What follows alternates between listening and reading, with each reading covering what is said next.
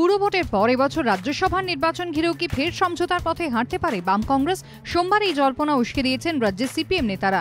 সূত্রের খবর, এদিন দিল্লিতে দলের পলিট ব্যুরোর সভায় বঙ্গ ব্রিগেড দাবি করে সীতারাম ইয়েচুরিকে ফের বাংলা থেকে রাজ্যসভার প্রার্থী করা হোক। কিন্তু বর্তমানে পশ্চিমবঙ্গ বিধানসভায় যা সমীকরণ, তাতে সিপিএম এর জিতে আসার কোনো সম্ভাবনাই নেই, যদি না তাদের আসনটি ছেড়ে দেয় কংগ্রেস। সূত্রের খবর, এই প্রেক্ষাপটে এদিন পলিট ব্যুরো সভায় রাজ্যের সিপিএম নেতারা দাবি করেন সীতারাম ইয়েচুরিকে রাজ্যসভায় প্রার্থী করা হলে তারা কংগ্রেসের সমর্থন জোগাড়ে ঝাঁপাবেন। 2016 বিধানসভা ভোটে বাম কংগ্রেস আসন সমঝোতার পেছনে বড় ভূমিকা নিয়েছিলেন একদিকে রাহুল গান্ধী এবং অন্যদিকে সীতারাম ইয়েচুরি।